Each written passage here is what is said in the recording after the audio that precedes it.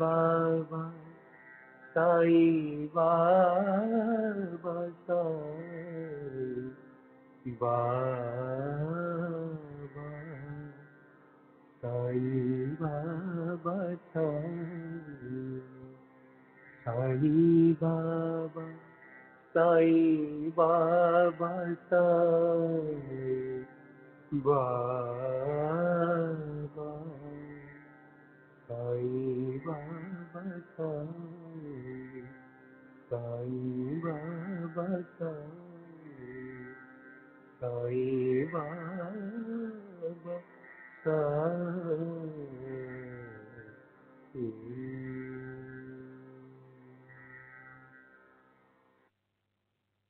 साईं बाबा साईं बाबा साईं बाबा साईं बाबा साईं बाबा साईं बाबा साईं बाबा साईं बाबा साईं बाबा साईं बाबा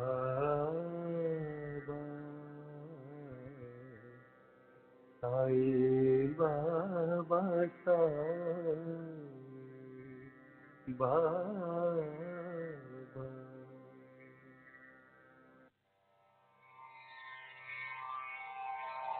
श्री सच्चिदानंद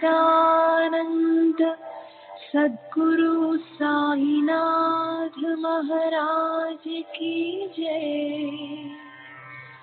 सद्गुरु श्री साईनाथुनि शरद बाबू जी की जय।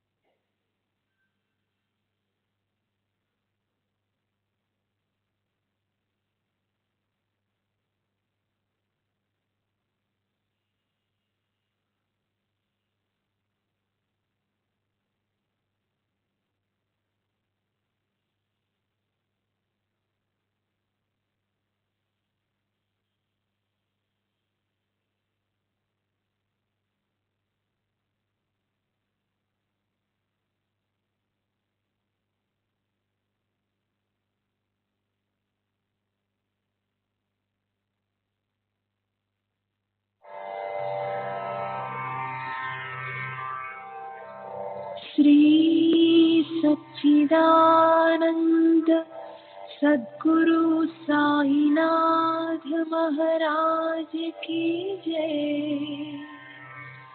सद्गुरु श्री साईनाथुनि शरद बाबू जी की जय।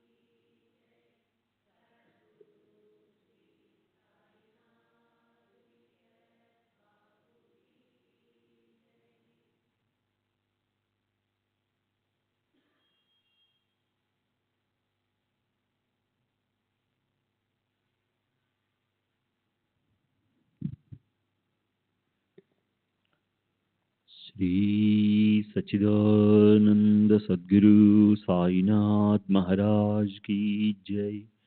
सद्गुरु श्री साईनाथ शरद बाबू जी की जय। శ్రీ సాయినాథాయ నమః. శ్రీ సాయి సచ్చరిత్రము 35వ అధ్యాయం. నిన్నటి తరువాయి. కాకా మహాజని యజమాని. టక్కర్ ధరంసే జటాబాయి హైకోర్టు ప్లేడర్ అని ఒక కంపెనీ గలదు. దానిలో కాకా మేనేజర్గా పనిచేయుచుండెను. యజమానియు మేనేజర్ను అన్యోన్యముగా ఉండేవారు. కాక షిరిడీకి అనేక సార్లు పోవుట, కొన్ని దినములచటి నుండి తిరిగి బాబా అనుమతి పొంది వచ్చుట మొదలగునవి టక్కరకు తెలియను. కుతూహలము కోసము బాబాను పరీక్షించు ఆసక్తితో టక్కర్ కాకాతో హోళీ సెలవులలో షిరిడీకి పోవ నిశ్చయించుకునేను. కాక ఎప్పుడు తిరిగి వచ్చును అన్నది నిశ్చయముగా తెలియదు గనక టక్కర్ ఇంకొకరిని వెంట తీసుకుని వెళ్ళాను. ముగ్గురు కలిసి బయలుదేరిది. బాబాకిచ్చుటకై కాక 2 సార్ల ఎండు ద్రాక్ష పళ్ళు అంటే గింజలతోనున్నవి దారిలో కొనెను. వారు షిరిడీకి సరైన వేళకు చేరి బాబా దర్శనమునకయ్యి మసీదుకు పోయిరి. అప్పుడక్కడ బాబాసాహెబ్ తర్కడ్ ఉండేను. టక్కర్ మీరెందుకు వచ్చిద్దరని తర్కడ్ని అడిగాను. దర్శనం కొరకని తర్కడ్ జవాబిచ్చాను. మహిమలేమైనా జరిగినవా అని టక్కర్ ప్రశ్నించాను. బాబా వద్ద ఏమైనా అద్భుతములు చూచుట తన నైజము కాదనియు, భక్తులు ప్రేమతో కాంక్షించినది తప్పక జరిగిననియు తర్కడ్ చెప్పాను. కాక బాబా పాదములకు నమస్కరించి ఎండు ద్రాక్ష పండును అర్పించాను. బాబా వారిని పంచిపెట్టమని ఆజ్ఞాపించాను. టక్కర్కు కొన్ని ద్రాక్షలు దొరికాను. అతనికి అవి తినటకు ఇష్టం లేదు. ఎందుచేతనగా తన వైద్యుడు కడిగి శుభ్రపరచనిదే ద్రాక్షలు తినకూడదని సలహా ఇచ్చిండేను. ఇప్పుడు అతనికి అది సమస్యగా తోచాను. తనకు వానిని తినుటకు ఇష్టం లేదు, కానీ బాబా తినుటకు ఆజ్ఞాపించుటచే పారవేయలేకుండెను.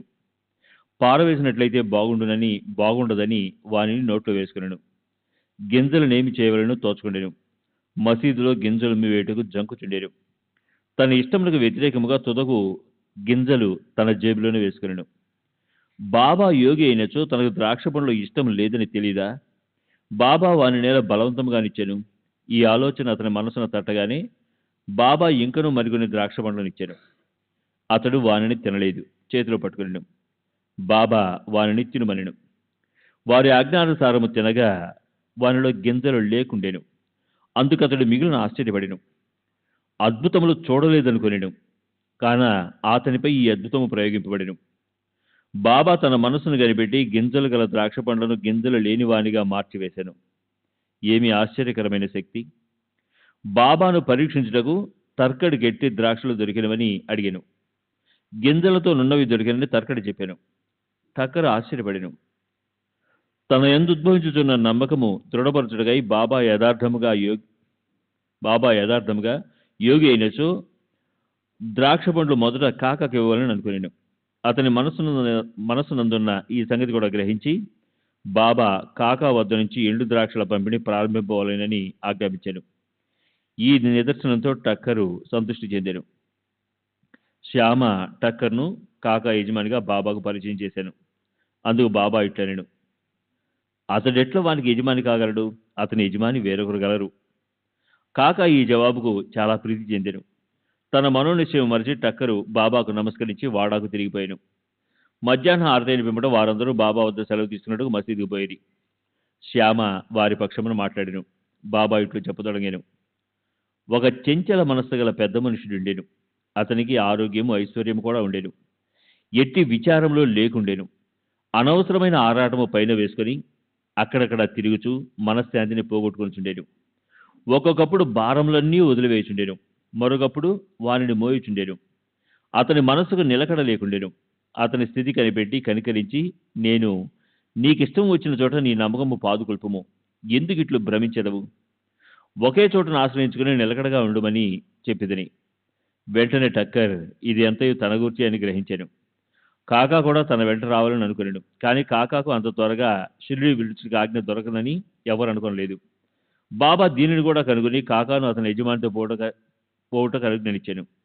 ఈ విధంగా బాబా సర్వజ్ఞనుట టక్కర్కి ఇంకొక నిదర్శనం దొరికాను.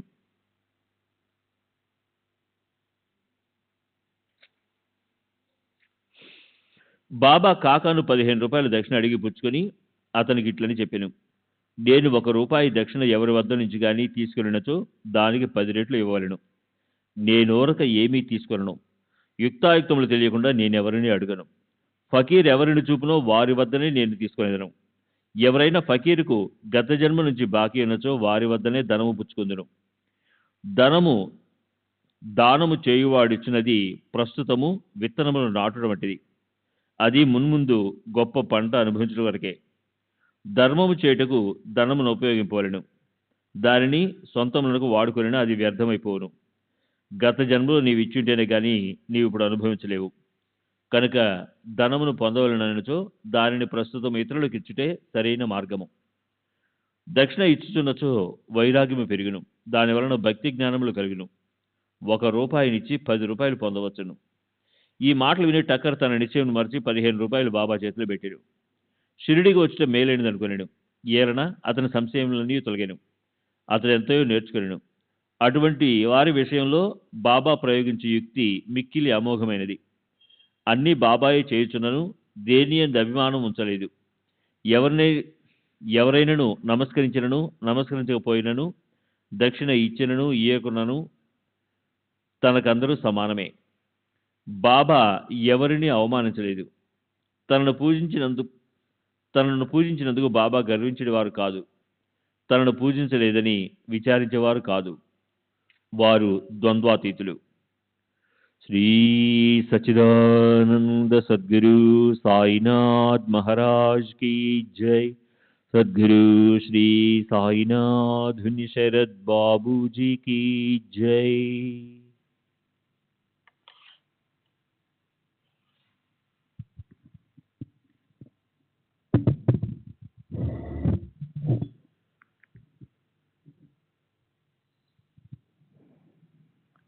బాంద్రా అనిద్ర రోగి.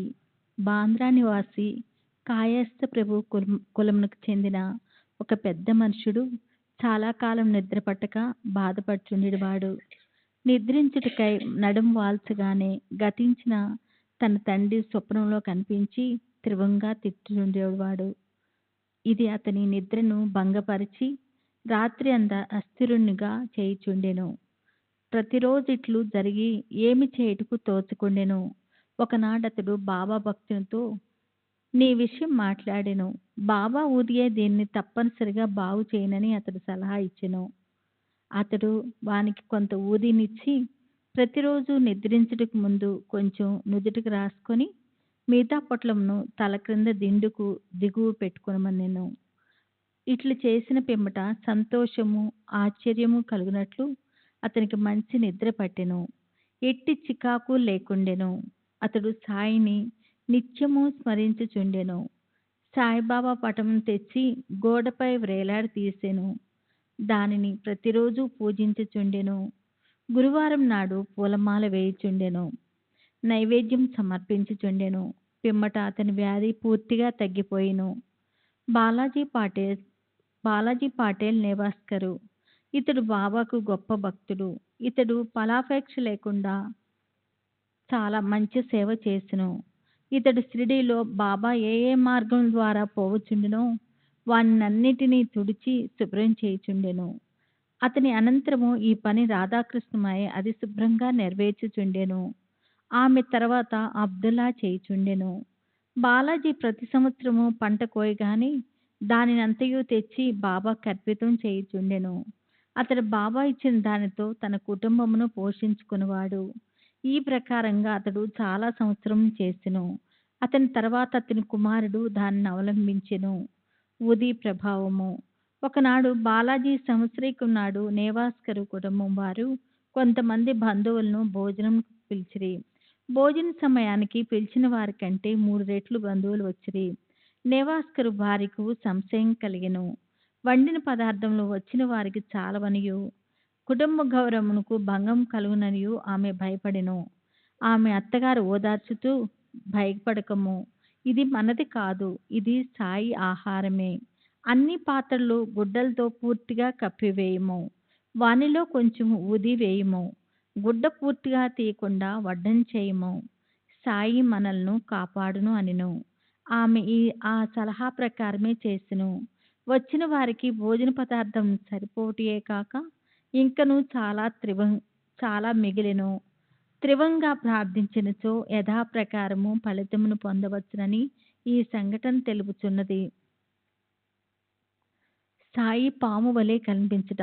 ఒకనాడు షిరిడీ నివాసి రఘు పాటేలు నివాసిలోనున్న బాలాజీ పాటేల్ ఇంటికి వెళ్ళెను. ఆనాడు సాయంకాలం ఒక పాము ఆవుల కొట్టంలోనికి పొసుకొట్టుచూ దూరెను. అందులోని పశువులన్నీ భయపడి కదలజొచ్చెను. ఇంటిలోని వారందరూ భయపడిరి. కాని బాలాజీ శ్రీ సాయియే ఆ రూపంన వచ్చినని భావించెను.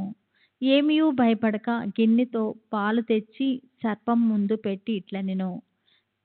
బాబా, ఎందుకు బుసకొడ్చున్నావు? ఎందులకీ అలజడి? మమ్ము భయపెట్టదలిచితివా? ఈ గిన్నెడు పాలను తీసుకొని నెమ్మదిగా త్రాగుము. ఇట్లనుచు అతడు దాని దగ్గర నిర్భయంగా కూర్చుండెను. ఇంటిలోని తక్కిన వారు భయపడిరి. వారికేమీ చేయుటకు తోచకుండెను.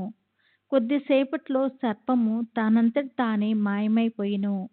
ఎంత వెతికినను కనిపించలేదు. బాలాజీకి 2 భార్యలు, కొంతమంది బిడ్డలుండ్రి. బాబా దర్శనంకై వారప్పుడప్పుడు షిరిడీకి పోవుచుండెడివారు. బాబా వారి కొరకు చీరలు, బట్టలు కొని ఆశ్చర్యచనములతో ఇచ్చుచుండెడివారు. 35వ అధ్యాయం సంపూర్ణము. సద్గురు శ్రీ సాయినాథార్పణమస్తు. శుభం భవతు. శ్రీ సచ్చిదానంద సద్గురు సాయినాథ్ మహారాజ్ की जय. सद्गुरु श्री साईनाथुनि शरद बाबूजी की जय.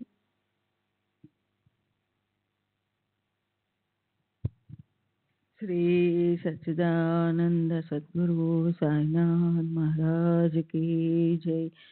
सद्गुरु श्री साईनाथ उनि शरद बाबूजी की जय. శ్రీ సాయినాథాయ నమః. శ్రీ సాయి సచ్చరిత్రము 36వ అధ్యాయము. 2 గోవా పెద్ద మనుషులు. ఔరంగాబాద్కర్ భార్య. 2 గోవా పెద్ద మనుషులు. ఒకనాడు గోవా నుండి 2 పెద్ద మనుషులు బాబా దర్శనముకై వచ్చి బాబా పాదములకు సాష్టాంగంగా నమస్కరించిరి. 2 కలిసి వచ్చినప్పటికీ బాబా వారిలో ఒక్కరిని 15 రూపాయల దక్షిణ ఇమ్మనెను. ఇంకొకరు అడగకుండానే 35 రూపాయలు ఇవ్వగా అందరికీ ఆశ్చర్యము కలుగునట్లు బాబా నిరాకరించెను. అక్కడున్న శ్యామ బాబాను ఇట్లడిగెను, ఇదేమి? 2 కలిసి వచ్చిరి, ఒకరి దక్షిణ ఆమోదించితివి, రెండో వారిది తిరస్కరించితివి, ఎందులకి భేదభావము? బాబా ఇట్లు జవాబిచ్చెను, శ్యామ, ఎందులకో నీకేమీయునూ తెలియదు. నేనెవరి వద్ద ఏమీయూ తీసుకొనను. మసీదు మాయి బాకీని కోరును. బాకీ ఉన్నవారు చెల్లించి రుణ విమోచనం పొందును. నాకు ఇల్లు గాని, ఆస్తి గాని, కుటుంబం గాని కలవా? నాకేమీ అక్కర్లేదు. నేనెప్పుడు స్వతంత్రుడను. రుణము, శత్రుత్వము, హత్య చేసిన దోషం చెల్లించియే తీరవలెను. దానిని తప్పించుకొను మార్గము లేదు. పిమ్మట బాబా తన విశిష్ట ధోరణిలో ఇట్లనెను, ప్రథమమున అతడు పేదవాడు.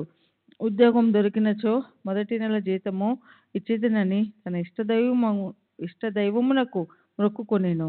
అతనికి నెలకు 15 రూపాయల ఉద్యోగము దొరికెను. క్రమంగా జీతము పెరిగి 15 రూపాయల నుంచి 30, 60, 100, 200లకు హెచ్చెను. తుదకు 700లకు హెచ్చెను. అతడు ఐశ్వర్యమును అనుభవించు కాలమునందు తన మొక్కును మర్చెను. అతని కర్మఫలమే అతని ఇచ్చుటకు ఈడ్చుకొని వచ్చినది. ఆ మొత్తమునే 15 రూపాయలును నేను దక్షిణ రూపముగా అడిగి తిని. ఇంకొక కథ. సముద్ర తీరమున తిరుగుచుండగా ఒక పెద్ద భవనము వద్దకు వచ్చి దాని వసారపై కూర్చుంటిని. యజమాని నన్ను బాగుగా ఆదరించి చక్కని భోజనం పెట్టెను. బీరువా పక్కన శుభ్రమైన స్థలం చూపి అక్కడ పరుండుమనెను. నేనక్కడ నిద్రపోయి తిని. నేను గాఢ నిద్రలో ఉండగా ఆ మనిషి ఒక రాతి పలకను లాగి గోడకు కన్నం వేసి లోపల ప్రవేశించి నా జేబులోనున్న ద్రవ్యమంతయు దొంగిలించెను. నేను లేచి చూచుకొనగా 30,000 రూపాయలు పోయినవి. నేను మిగిల బాధపడి తిని ఏడ్చుచూ కూర్చుంటిని. పైకమంతయు నోట్ల రూపముగా నుండెను. ఆ బ్రాహ్మణుడే దానిని దొంగిలించిననుకుంటిని. భోజనము, నీరు రుచించవాయెను. వసారపై ఒక పక్షు కాలము కూర్చుండి నాకు కలిగిన నష్టమునకు ఏడ్చుచుంటిని. పిమ్మట ఒక ఫకీరు దారి వెంట పోవచ్చు నేను ఏడ్చుచుండుట చూచి, ఎందులకు ఏడ్చుచుంటివి అని అడిగెను. నేను జరిగిన వృత్తాంతమంతయు చెప్పి తిని. వారు ఇట్లనిరి, నేను చెప్పినట్లు చేసినట్లయితే నీ డబ్బు నీకు దొరుకును. ఒక ఫకీరు వద్దకు వెళ్ళుము, వారి చిరునామనే నేను ఇచ్చేదను, వారి శరణు వేడుము. వారు నీ పైకము నీకు తిరిగి తెప్పించెదరు. ఈలోగా నీకు ప్రియమైన ఆహారం ఏదో దానిని నీ ద్రవ్యం దొరుకునంత వరకు విసర్జించుము.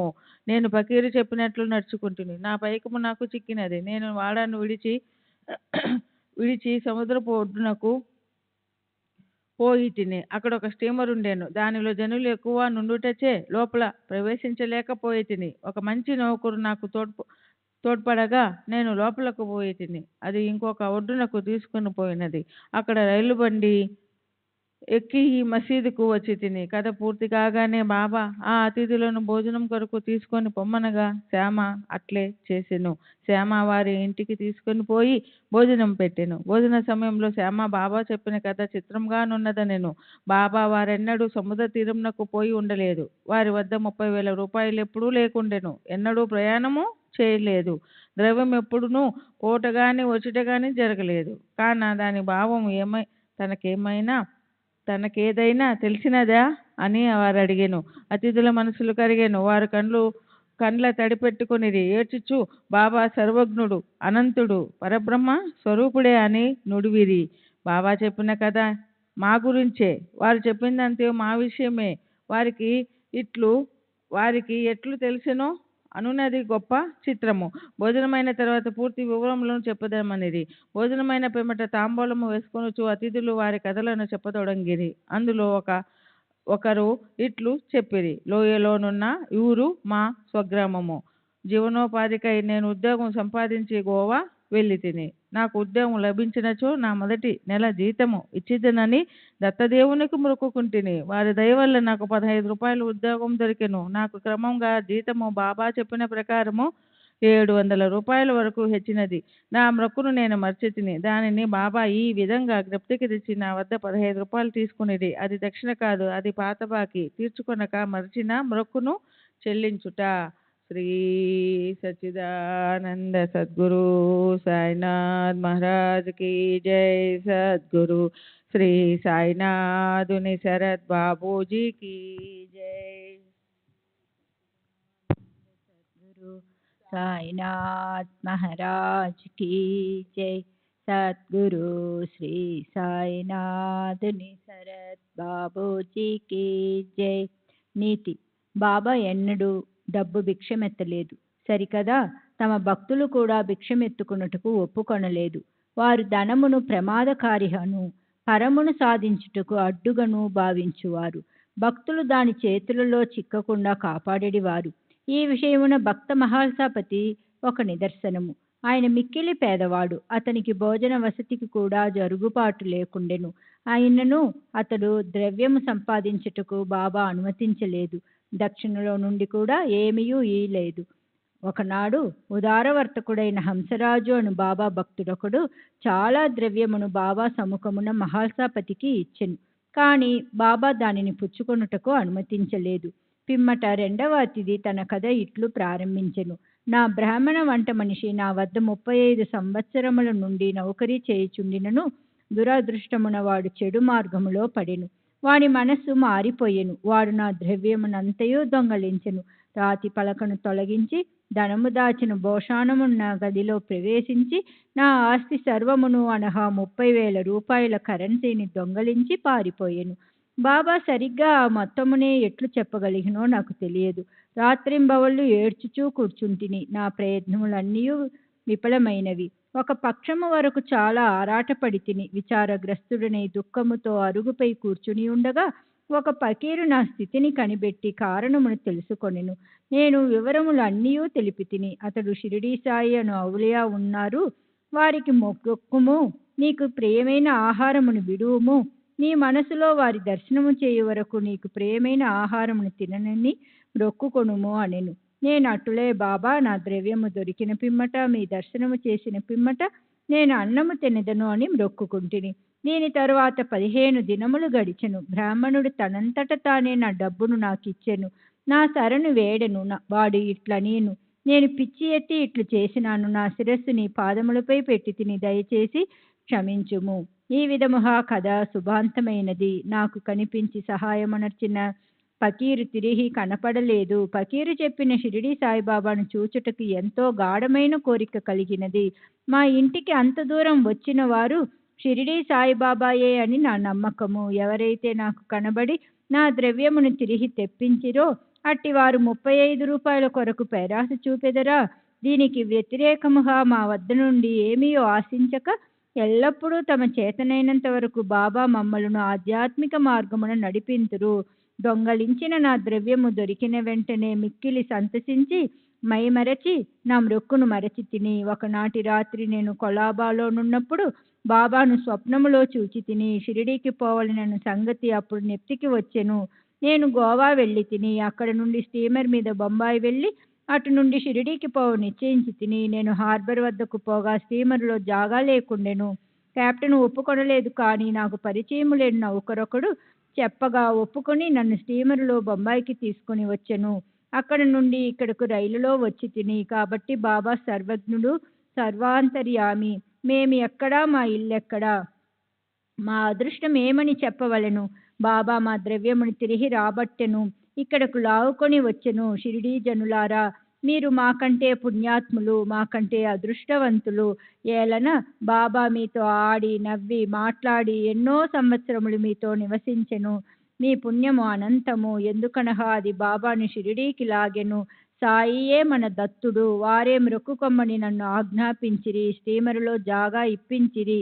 నన్ను ఇచ్చటకు తెచ్చిరి. ఇట్లు వారి సర్వజ్ఞత్వమును సర్వశక్తిమత్వమును నిరూపించిరి. శ్రీ సచిదానంద సద్గురు సాయినాథ్ మహారాజ్ కీ జై. సద్గురు శ్రీ సాయినాథుని శరత్ బాబూజీ కీ జై.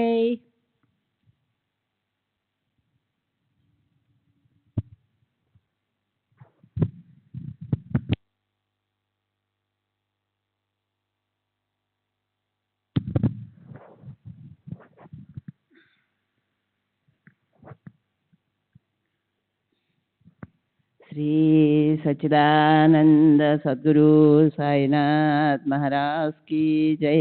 सद्गुरु श्री साईनाथ शरत बाबूजी की जय. ఔరంగాబాద్కర్ భార్య. షోలాపూర్ నివాసియగు సఖారాం ఔరంగాబాద్కర్ భార్యకు 27 సంవత్సరములైనను సంతానము కలగలేదు. ఆమె అనేక దేవతలకు మృక్కులు మృక్కెను, కానీ నిష్ప్రయోజనమయ్యెను. తుదకు నిరాశ చెందెను. ఈ విషయమై చివరి ప్రయత్నము నిశ్చయించుకొని తన సవతి కొడుకగు విశ్వనాథునితో షిరిడీకి వచ్చెను. అచ్చట బాబా సేవ చేయుచు 2 నెలలు గడిపెను. ఆమె ఎప్పుడు మసీదుకు పోయినను అది భక్తులచే నిండి ఉండేది. బాబా చుట్టూ భక్తమండలి మూగి ఉండేవారు. బాబా ఒంటరిగా చూచి వారి పాదములపై పడి మన మనసును విప్పి చెప్పి తనకొక సంతానము కావాలని కోరుకొనుటకై తగిన అవకాశమునకై ఆమె కనిపెట్టుకొని ఉండెను. తుట్టదొదకు శ్యామకి సంగతి చెప్పి బాబా ఒంటరిగానున్నప్పుడు తన విషయములో జోక్యము కలుగజేసుకొనమనెను. శ్యామ బాబా దర్బార్ ఎల్లప్పుడు తెరిచి ఉండుననియు అయినను ఆమె గూర్చి ప్రయత్నించదననియు సాయి ప్రభు ఆశీర్వదించవచ్చుననియు చెప్పెను. బాబా భోజన సమయమున మసీదు వాకిలిలో కొబ్బరికాయి అగరబత్తులతో సిద్ధముగా నుండుమనియు తాను సైగ చేయగానే మసీదు పైకి రావలననియు చెప్పెను. ఒకనాడు శ్యామ మధ్యాహ్న భోజనాంతరము బాబా చేతులు తువాలుతో తుడుచుచుండగా బాబా శ్యామ బుగ్గను గిల్లెను. శ్యామ కోపించి, దేవా, నా బుగ్గను గిల్లుట నీకు తగునా? మా బుగ్గలు గిల్లునట్టి పెంకిదేవుడు మాకక్కర్లేదు. మేము నీపై ఆధారపడి ఉన్నామా? ఇదేనా మన సాన్నిధ్య ఫలితము అనెను. బాబా ఇట్లన్ను, శ్యామ, 72 జన్మల నుంచి నీవు నాతోనున్నప్పటికీ నేను నిన్ను గిల్లలేదు. ఇన్నాళ్లకు గిల్లగా నీకు కోపము వచ్చుచున్నది. శ్యామ ఇట్ల నేను, ఎల్లప్పుడూ ముద్దులు మిఠాయిలు ఇచ్చు దైవము మాకు కావలెను. మీ నుండి మాకు గౌరవము కానీ, స్వర్గము కానీ, విమానము కానీ అవసరం లేదు. మీ పాదముల యందు నమ్మకము మాకెప్పుడు నుండుగాక. బాబా ఇట్లనెను, అవును, నేను వచ్చినది అందుకే. ఇన్నాళ్ల నుంచి మీకు భోజనము పెట్టి పోషించుచుంటిని. నీ యందు నాకు ప్రేమానురాగములున్నవి. అట్లనుచు బాబా పైకి వెళ్ళి తన గద్దెపై కూర్చొనెను. శ్యామ ఆమెను సైగ చేసి రమ్మనమెనెను. ఆమె మసీదు పైకి వచ్చి బాబాకు నమస్కరించి కొబ్బరికాయ అగరబత్తులిచ్చెను. బాబా ఆ టెంకాయను ఆడించెను. అది ఎండునది కనుక లోపల కుడక ఆడుచూ శబ్దము వచ్చుచుండెను. బాబా, శ్యామ, ఇది గుండ్రముగా లోపల తిరుగుచున్నది, అది ఏమనుచున్నదో విను. శ్యామ, ఆమె తన గర్భమందు ఒక బిడ్డ అటులనే ఆడవలనని వేడుచున్నది, కాన టెంకాయను నీ ఆశీర్వాదముతో నిమ్ము. బాబా, టెంకాయ బిడ్డలను ప్రసాదించిన అట్లనుకొనుటకు ప్రజలంతా అమాయకులు. శ్యామ, నీ మాట మహిమయు ఆశీర్వాద ప్రభావమును నాకు తెలియను. నీ ఆశీర్వాదమే ఆమెకు బిడ్డల పరంపరను ప్రసాదించును. నీవు మాటలచే కాలయాపన చేయుచు ఆశీర్వాదమును ఇవ్వకున్నావు. ఆ సంవాదము కొంతసేపు జరిగెను. బాబా పదే పదే టెంకాయను కొట్టుమనుచుండెను. శ్యామ టెంకాయను కొట్టకుండా నా స్త్రీకే ఇవ్వమని వేడుచుండెను. తుదకు బాబా లొంగి ఆమెకు సంతానము కలుగునెనెను. ఎప్పుడని శ్యామ అడిగను. 12 మాసములలోనని బాబా సమాధానమిచ్చెను. టెంకాయ పగలగొట్టిరి. ఒక చిప్పను ఇరువురు తినిరి. రెండవ చిప్పను ఆమెకిచ్చిరి. అప్పుడు శ్యామ ఆ స్త్రీ వైపు తిరిగి, అమ్మా, నీవు నా మాటలకు సాక్షివి. నీకు 12 మాసములలో సంతానము కలుగనిచో ఈ దేవుని తలపై ఒక టెంకాయ కొట్టి ఈ మసీదు నుంచి తరిమివేసేదను. ఇందుకు తప్పినచో నేను మాధవుడను కాను. మీరు దీనిని చూచెదరు కాక అనెను. ఆమె 1 సంవత్సరములో కొడుకును గనెను. 5వ మాసములో కొడుకును మసీదుకు తీసుకువచ్చి భార్యాభర్తలు బాబా పాదములపై బడిరి. కృతజ్ఞుడగు తండ్రి 500 రూపాయలిచ్చెను. బాబా గుర్రము శ్యామకర్ణకు ఆ ధనముతో శాల కట్టించెను. 36వ అధ్యాయం సంపూర్ణము. సద్గురు శ్రీ సాయినాథార్పణమస్తు. శుభం భవతు. శ్రీ సచ్చిదానంద సద్గురు సాయినాథ్ మహారాజ్ की जय. सद्गुरु श्री साईनाथ निसरत बाबू जी की जय. साईनाथ महाराज की जय. सद्गुरु श्री साईनाथ शरद बाबूजी की जय. శ్రీ సాయినాథాయన మా సాయి సచ్చట్లు 37వ అధ్యాయం. ప్రస్తావన. చావడి ఉత్సవం. హేమట్ పంతు ఈ అధ్యాయంలో కొన్ని వేదాంత విషయములు ప్రస్తావించిన పిమ్మట చావడి ఉత్సవంను గూర్చి వర్ణించుచున్నాడు. ప్రస్తావన. శ్రీ సాయి జీవితం మిగుల పావనమైనది. వారి నిత్యకృత్యములు ధన్యములు. వారి పద్ధతులు చర్యలు వర్ణింపనలివి కానివి. కొన్ని సమయములందు వారు బ్రహ్మానందంతో మైమరచడివారు. మరికొన్ని సమయములందు ఆత్మ జ్ఞానంతో తృప్తి పొందడివారు. ఒక్కొక్కప్పుడు అన్ని పనులను నెరవేర్చుచు ఎట్టి సంబంధం లేనట్టుండేవారు. ఒక్కొక్కప్పుడు ఏమీ చేయనట్లు కనిపించినప్పటికీ వారు సోమరిగా కానీ నిద్రితులుగా కానీ కనిపించేవారు కారు. వారు ఎల్లప్పుడూ ఆత్మానుసంధానం చేసేడివారు. వారు సముద్రం వల్లే శాంతంగా తొణకక ఉండినట్లు కనిపించినను వారు గాంభీర్యం లోతు కనుగొనరానివి. వర్ణనాతీతమైన వారి నైజ్యం వర్ణింపగలవారెవ్వరు? పురుషులను అన్నదమ్ముల వలె స్త్రీలను అక్కచెల్లెల వలె చూచుకొనిడివారు. వారి శాశ్వత కలిత బ్రహ్మచర్యం అందరు ఎరిగినదే. వారి సాంగత్యమున మనకు కలిగిన జ్ఞానం మనం మరణించు వరకు నిలుచుగాక. ఎల్లప్పుడూ హృదయపూర్వకము భక్తితో వారి పాదములకు సేవ చేసేదము గాక. వారిని సకల జీవకోటి యందు చూచెదము కాక. వారి నామం ఎల్లప్పుడూ ప్రేమించెదము కాక. వేదాంత సంబంధమైన దీర్ఘోపన్యాసం చేసిన పిమ్మట హేమట్ పంత్ చావడి ఉత్సవమును వర్ణించుటకు మొదలెడెను. చావడి ఉత్సవం. శ్రీ సచిదానంద సద్గురు సాయినాథ్ మహారాజ్ की जय. సద్గురు శ్రీ సాయినాథ్ నిసరత్ బాబూజీ की जय. బాబా చావడి ఉత్సవము. బాబా శయనశాలను ఇదివరకే వర్ణించి తిని. వారు ఒకనాడు మసీదులోను ఇంకొక నాడు చావడిలోనూ నిద్రించుచుండిరి. మసీదుకు దగ్గరలోనే చావడి 2 గదులతో నుండిది. బాబా మహాసమాధి చెందు వరకు ఒకరోజు మసీదులో ఇంకొక రోజు చావడిలో నిద్రించుచుండిరి.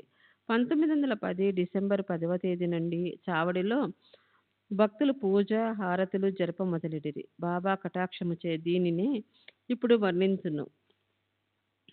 చావడిలో నిద్రించు సమయం రాగా భక్తులు మసీదులో గుమికూడి కొంతసేపు మండపంలో భజన చేసేవారు.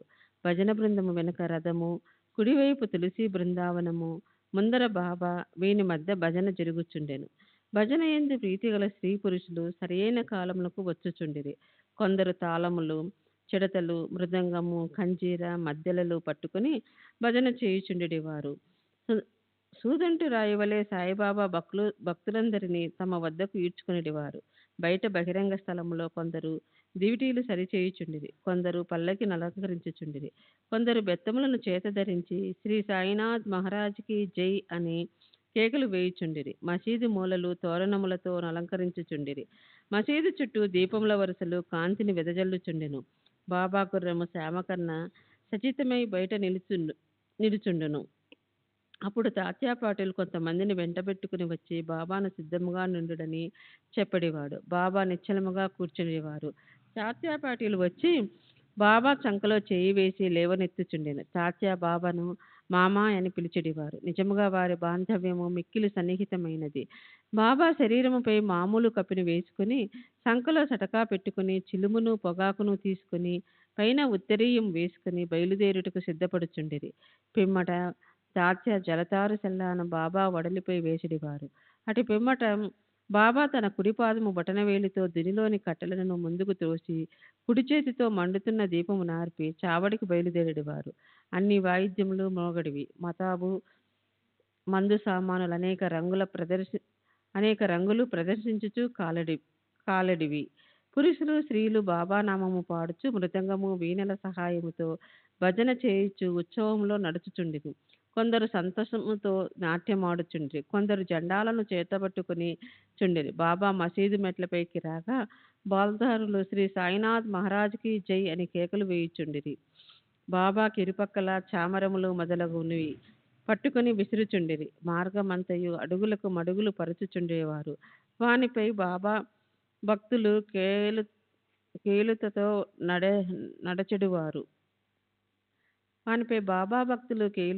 నడచెడువారు. తాత ఎడమ చెయ్యిని, మహల్సాపతి కుడి చేతిని, బాబుసాహెబ్ జోగు శిరస్సుపై ఛత్రమును పట్టుకునేవారు. ఈ ప్రకారముగా బాబా చావడికి పైన మగుచుండెను. బాగుగాను పూర్తిగాను అలంకరించిన ఎర్ర గుర్రము శ్యామకర్ణ దారి తీయుచుండెను. దాని వెనుక పాడెడువారు, భజన చేయువారు, వాద్యములు మోగించువారు భక్తుల సమూహం ఉండేది. హరినామ స్మరణతోనూ బాబానామ స్మరణతోనూ ఆకాశము బద్దలగునట్ల మారు మోగుచుండెను. ఈ మాదిరిగా శోభయాత్ర మసీదు మూల చేరుసరికి ఉత్సవములో పాల్గొని వారందరూ ఆనందించుచుండిరి. శ్రీ సచ్చిదానంద సద్గురు సాయినాథ్ మహారాజ్ కి జై. సద్గురు శ్రీ సాయినాథ్. ఈ మూలకు వచ్చేసరికి బాబా చావడ వైపు ముఖం పెట్టి నిలిచి ఒక విచిత్రమైన ప్రకాశముతో వెలిగెడివారు. వారి ముఖము ఉదయ సంధ్య వలె లేదా బాలుని వలె ప్రకాశించుచుండెను. అచట బాబా ఉత్తరము వైపు ముఖం పెట్టి కేంద్రీకరించిన మనసుతో నిలిచెడివారు. వారెవరినో పిలిచినట్లు కనిపించెడిది. సమస్త వాయిద్యములు మ్రోగుచున్నప్పుడు బాబా తన కుడి చేతిని క్రిందకు మీదకు ఆడించెడివారు. అట్టి సమయమున కాకాసాహెబ్ దీక్షిత్ ముందుకు వచ్చి ఒక వెండి పళ్ళెంలో పువ్వులు గులాల్ పొడిని తీసుకొని బాబాపై పెక్కుసార్లు చల్లుచుండెను. అట్టి సమయమందు సంగీత వాద్యములు వాని శక్తి కొలది ధ్వనించుచుండెను.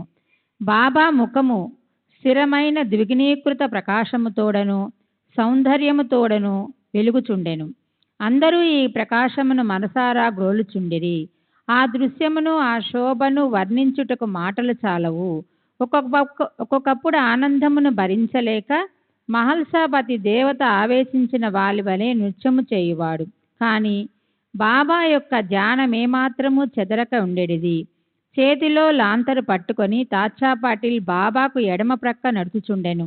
భక్త మహల్సాపతి కుడివైపు నడుచుచు బాబా సెల్లాయంచును పట్టుకొనడివారు. ఈ ఉత్సవం ఎంతో రమణీయముగా నుండెడిది. వారి భక్తి చెప్పనలివి కానిది. ఈ పల్లకి ఉత్సవము చూచుటకు పురుషులు, స్త్రీలు, ధనికులు, పేదవారు గుమికూడుచుండిరి. బాబా నెమ్మదిగా నడుచుచుండెను. భక్తి ప్రేమలతో భక్త మండలి బాబా కిరుపక్కల నడుచుచుండెడివారు. వాతావరణమంతయు ఆనందపూర్ణమై ఉండగా శోభాయాత్ర చావడి చేరుచుండెను. ఆ దృశ్యము, ఆ కాలము గడిచిపోయినవి. ప్రస్తుతము గాని ఇక ముందు గాని ఈ దృశ్యమును కనలేము. అయినను ఆ దృశ్యమును జ్ఞప్తికి తెచ్చుకొని భావన చేసినచో మనసుకు శాంతి, తృప్తి కలుగును. చావడిని బాగుగా అలంకరించుచుండెరి. దానిని తెల్లని పైకప్పుతోనూ, నిలువుటద్దములతోనూ, అనేక రంగుల దీపములతోనూ, వేలాడగట్టిన గాజు బుడ్డీలతోనూ అలంకరించుచుండెరి. చావడి చేరగానే తాచా ముందు ప్రవేశించి ఒక ఆసనము వేసి బాలీసు నుంచి బాబాను కూర్చుండబెట్టి మంచి అంగరకా తొడిగించిన పిమ్మట భక్తులు బాబాను 1000 విధముల పూజించుచుండిరి. బాబా తలపై తురాయి కిరీటమును పెట్టి పువ్వుల మాలలు వేసి మెడలో నగలు వేయుచుండిరి. ముఖమునకు కస్తూరి నామమును మధ్యన బొట్టును పెట్టి మనస్ఫూర్తిగా బాబా వైపు హృదయానందకరముగా చూచెడివారు. తలపై కిరీటం అప్పుడప్పుడు తీయుచుండెడివారు. లేనిచో బాబా దానిని విసిరవేచునని వారి భయం.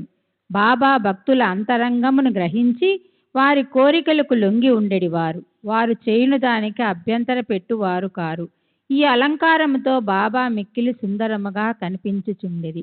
శ్రీ సచ్చిదానంద సద్గురు సాయినాథ్ మహారాజ్ కీ జై. సద్గురు శ్రీ సాయినాథ్ శరత్ బాబూజీ కీ జై. నానాసాహెబ్ నిమోన్కర్ గిర్రున తిరుగు కుచ్చుల ఛత్రమును పట్టుకొంచుండెను.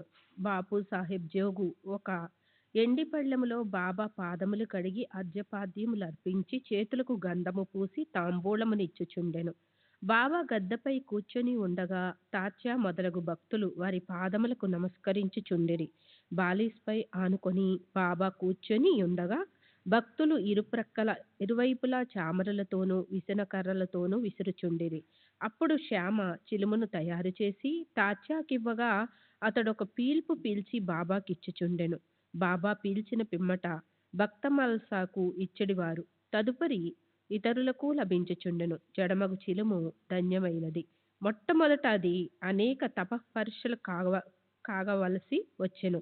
కుమ్మరులు దానిని త్రొక్కుట, ఎండలో ఆరబెట్టుట, నిప్పులో కాల్చుట వంటివి సహించి తొదకు అది బాబా ముద్దుకు హస్తస్పర్శకు నోచుకున్నది.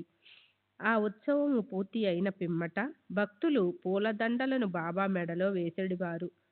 వాసన చూచుటకు పువ్వుల గుత్తులను చేతికిచ్చేవారు. బాబా నిర్వియార మోహము, అభిమాన రాహిత్యముల అవతారము అగుట చేత ఈ అలంకారణములను గాని మర్యాదలను గాని లెక్కపెట్టువారు కాదు.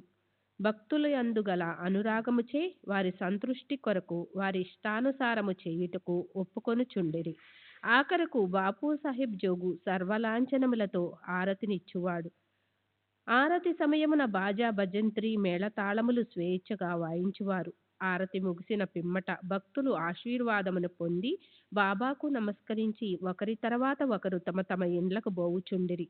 చిలుము, అత్తరు, పన్నీరు సమర్పించిన పిమ్మట తాత్యా ఇంటికి పోవుటకు లేవగా బాబా ప్రేమతో అతనితో ఇట్లనెను: నన్ను కాపాడము, నీకిష్టమున్నచో వెళ్ళుము గాని రాత్రి ఒకసారి వచ్చి నా గూర్చి కనుగొనుచుండుము. అట్లానే చేయుదుననుచు తాత్యా చావడి విడిచి గృహమునకు పోవుచుండెను.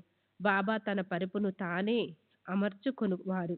50-60 దుప్పట్లను ఒకదానిపై ఇంకొకటి వేసి దానిపై నిద్రించువారు. మనము కూడా ఇప్పుడు విశ్రమించెదము. ఈ అధ్యాయమును ముగించక ముందు భక్తులకు ఒక మనవి. ప్రతిరోజు రాత్రి నిద్రించుటకు ముందు సాయిబాబాను వారి చావడి ఉత్సవమును జప్తికి తెచ్చుకొనవలెను. 37వ అధ్యాయం సంపూర్ణం. సద్గురు శ్రీ సాయినాథార్పణమస్తు. శుభం భవతు.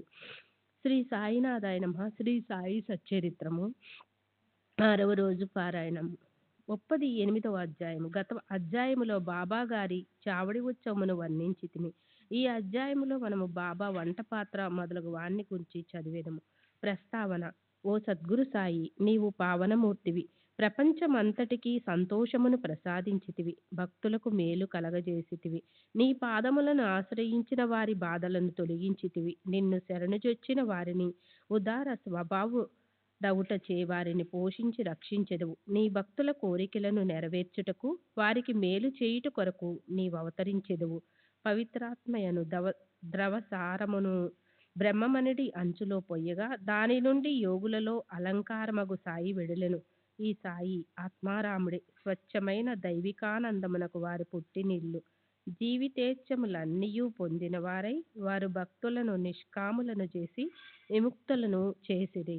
శ్రీ సచ్చిదానంద సద్గురు సాయినాథ్ మహారాజ్ కీ జై. సద్గురు శ్రీ సాయినాథుని శరత్ బాబూజీ కీ జై.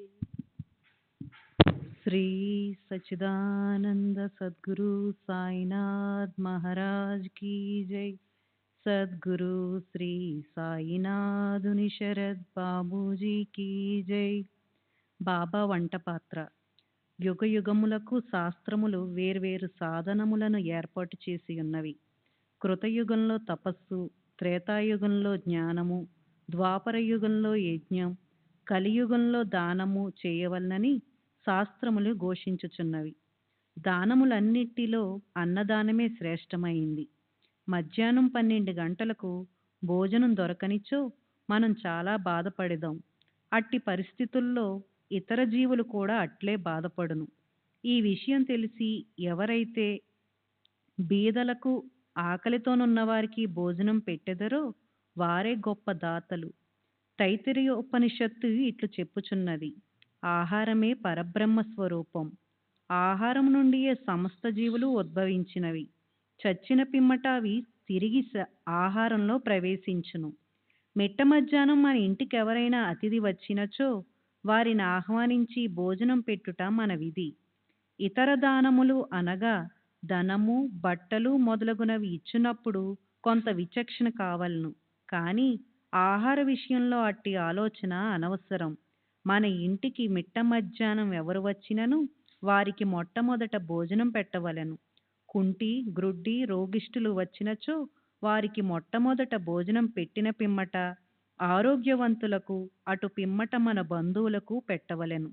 మన బంధువులు మొదలగు వారికి పెట్టుట కంటే నిస్సహాయులైన అంగవికలురు తదితరులకు పెట్టుట ఎంతో శ్రేయస్కరం. అన్నదానం లేకున్నచో ఇతర దానములు ప్రకాశించవు. ఎట్లనా చంద్రుడు లేని నక్షత్రముల వలె, పతకము లేని కంఠహారం వలె, పించం లేని కిరీటం వలె, కమలం లేని చెరువు వలె, భక్తి లేని భజన వలె, కుంకుమ బొట్టు లేని పుణ్యస్త్రీ వలె, బొంగురు కంఠం గలవాని పాట వలె, ఉప్పు లేని మజ్జిగ వలె రుచింపవు. అన్ని వ్యంజనముల కంటే పప్పుచారు ఎట్లు ఎక్కువో అట్లే అన్ని పుణ్యముల్లో అన్నదానం ఎక్కువ. బాబా ఆహారం ఎట్లు తయారు చేసి పంచిపెట్టుచుండెనో చూచెదాం.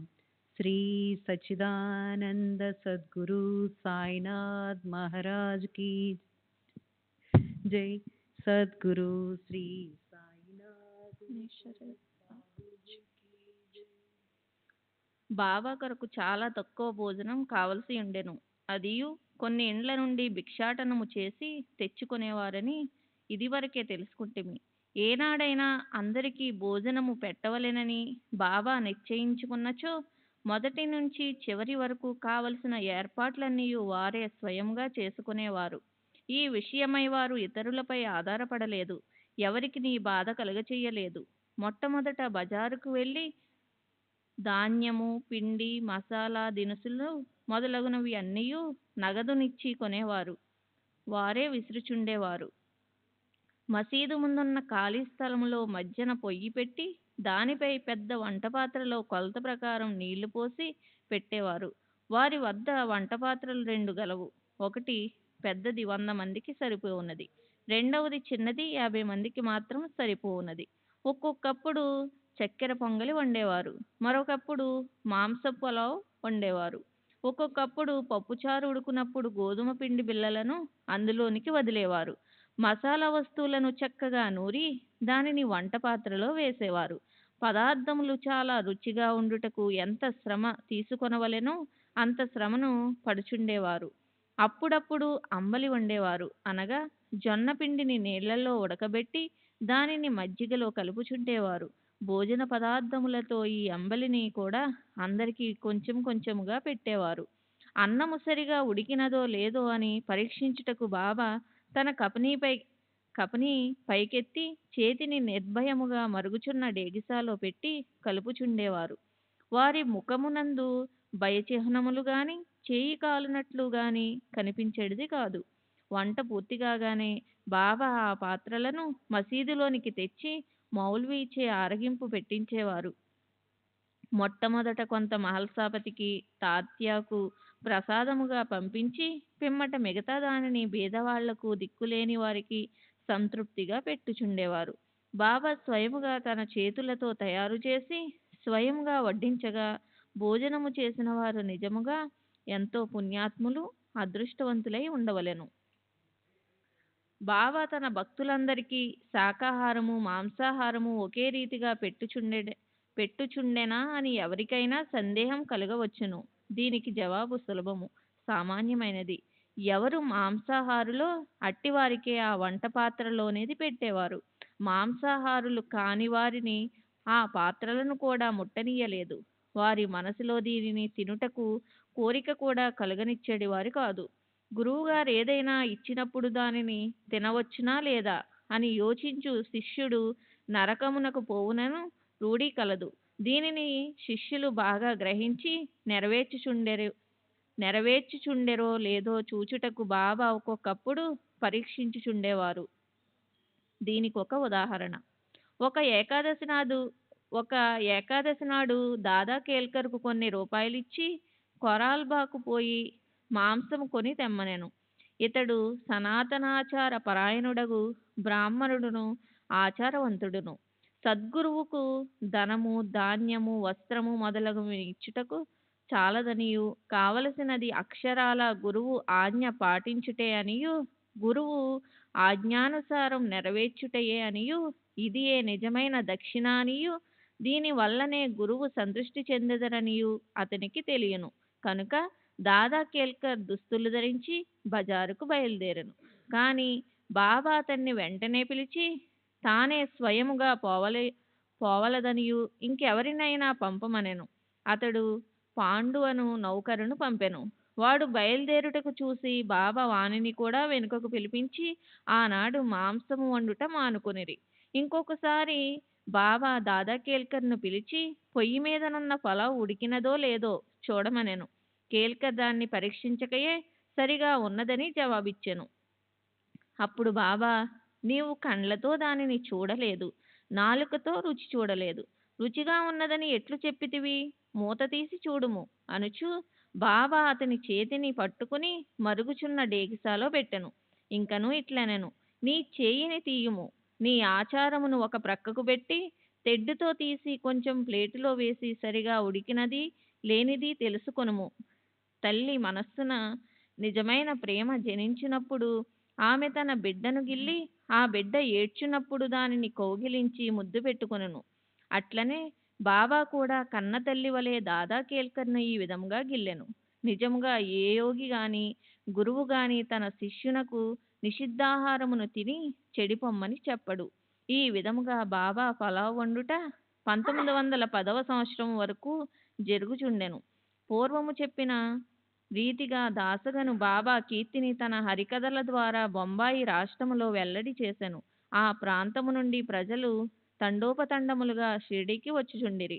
కొలది దినములలో షిరిడీ ఒక పుణ్యక్షేత్రమాయెను. భక్తులనేక రకముల ఆహారములను బాబాకు నైవేద్యం పెట్టుచుండిరి. వారు తెచ్చిన పదార్థములు ఫకీరులు బేదలు తినగా ఇంకనూ మిగులుచుండెను. నైవేద్యమును ఎట్లు పంచిపెట్టేవారో చెప్పుటకు ముందు బాబా షిరిడీలోని దేవాలయములందును అందుండు దేవతల యందును గల గౌరవమును చాటెడు నానాసాహెబ్ చందర్కర్ కథ తెలుసుకుందము. శ్రీ సచిదానంద సద్గురు సాయినాథ్ మహారాజ్ की जय. సద్గురు శ్రీ సాయినాథుని శరత్ బాబూజీ की जय. నానాసాహెబ్ దేవాలయమును అగౌరవించు ఎవరికి తోచినట్లుగా వాడు ఆలోచించి ఊహించి బాబా బ్రాహ్మణుడని కొందరు మహమ్మదీయుడని మరికొందరు చెప్పుచుండిరి. నిజముగా బాబా ఏ జాతికి చెందినవాడు కాడు. వాడెప్పుడు పుట్టాడో, ఏ జాతి యందు పుట్టాడో, వాడి తల్లిదండ్రులెవరో ఎవరికీ తెలియదు. కనుక వాడు బ్రాహ్మణుడు గాని మహమ్మదీయుడు గాని ఎట్లు కాగలడు? వాడు మహమ్మదీయుడైనచో మసీదులో నెప్పుడు దుని నెట్లు మండనెత్తుడు, అచ్చుతో తులసీ బృందావనం ఎట్లు ఉండును, శంఖములూదుట కెట్లు ఒప్పుకొందుడు, గంటలను మ్రోగించుటకు సమ్మతించుదుడు, సంగీత వాయిద్యములు నెట్లు వాయించనెత్తుడు. హిందువులు మత ప్రకారము షోడోపచారములు పూజలు నెట్లు జరుగనెత్తుడు. వాడు మహమ్మదీయుడైనచో వాడి చెవులకు కొట్లు రంధ్రములను ఎట్లు ఉండును. గ్రామంలోని హిందూ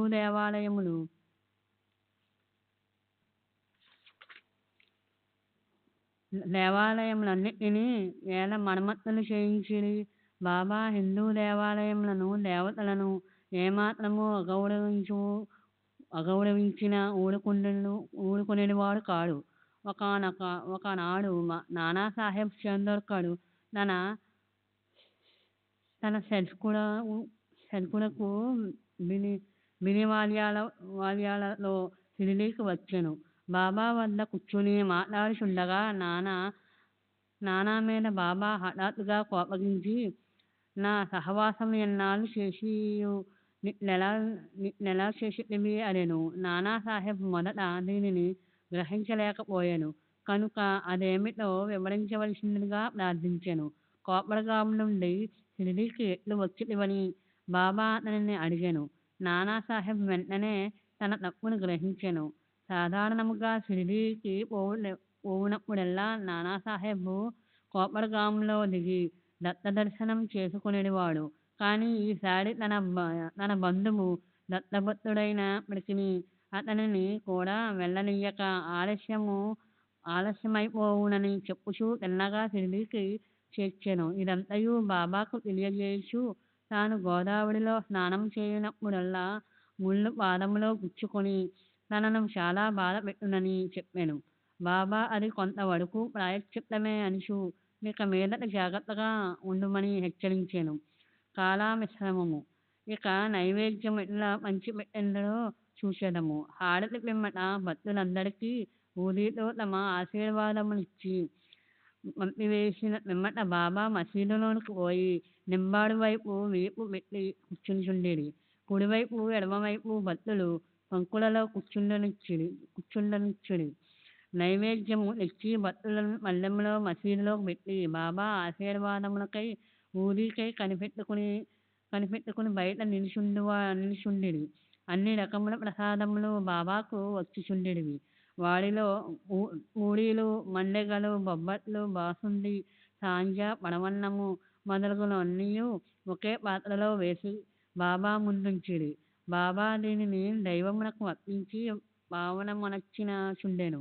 అందులో కొంత భాగము బయట కనిపెట్టుకుని ఉన్న వాడికి పంచి దక్కినది బాబా అటు ఇటు 2 వరుసలలో కూర్చుని ఉన్న భక్తులకు సంతృప్తిగా తినుచుండిరి. Shyama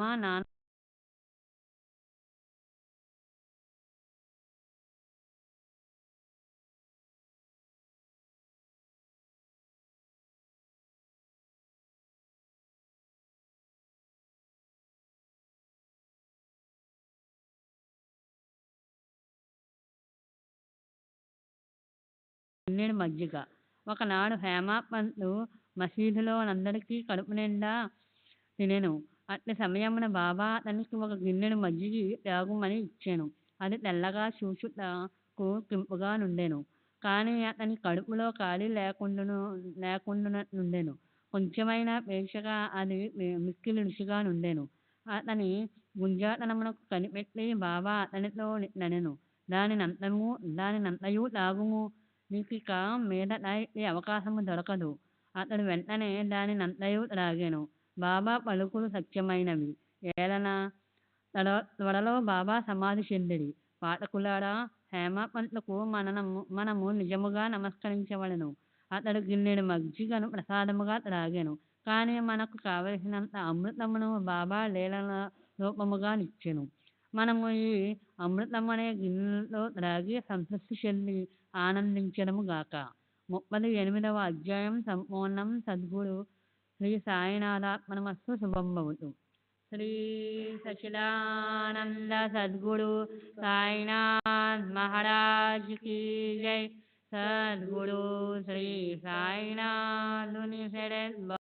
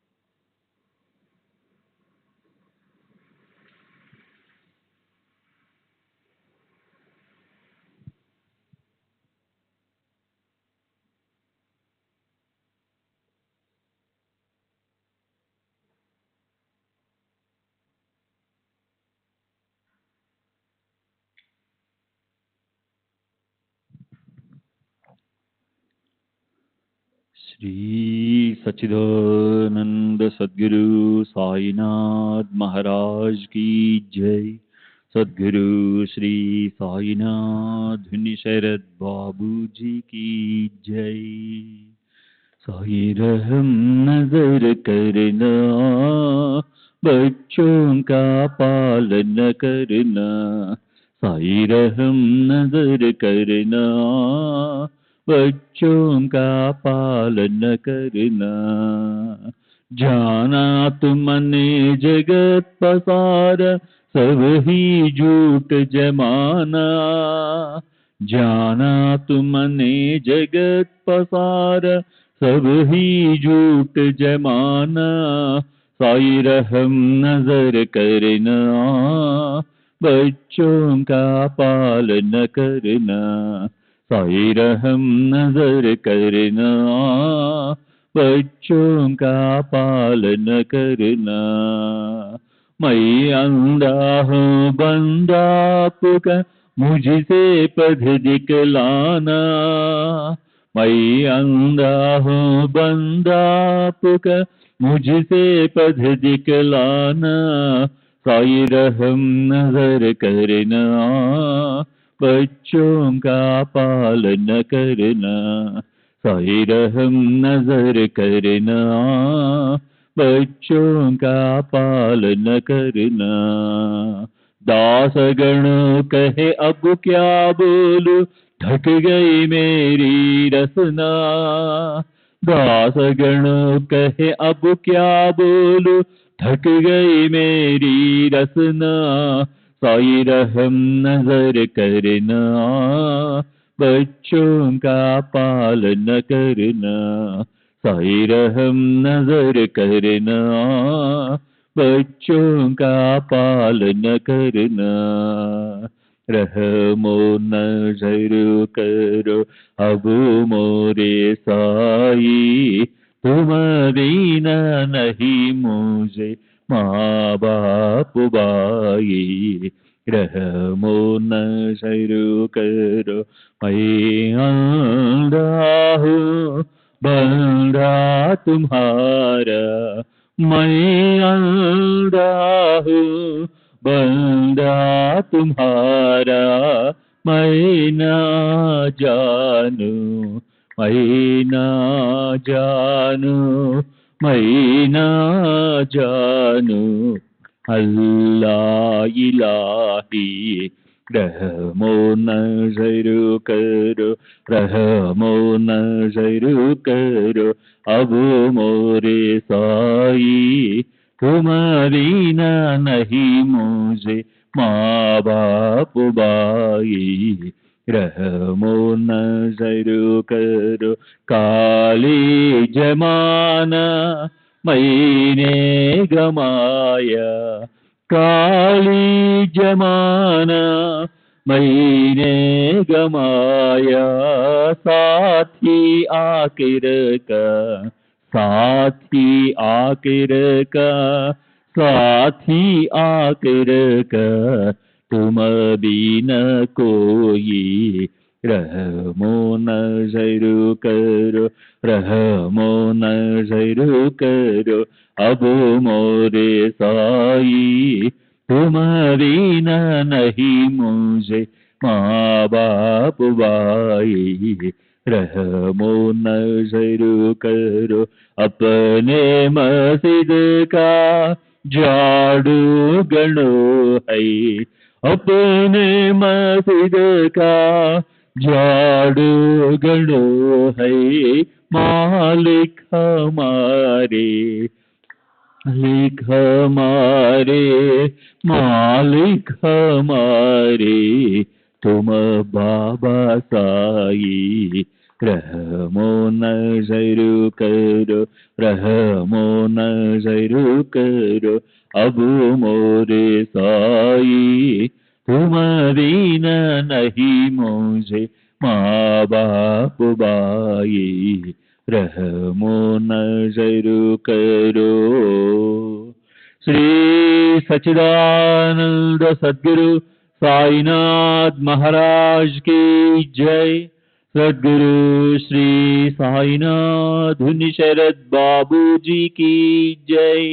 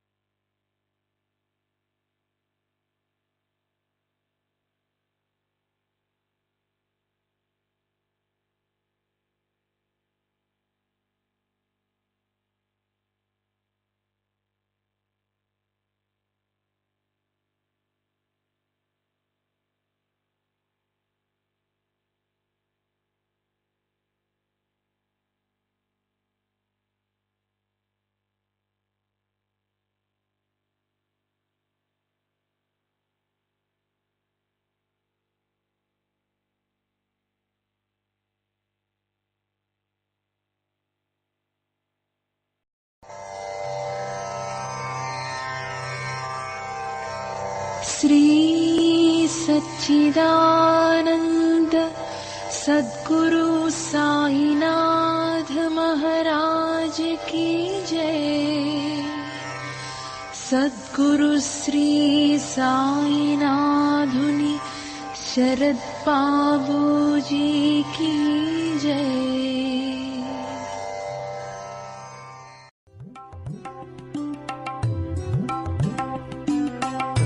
Sai Baba, Sai Baba.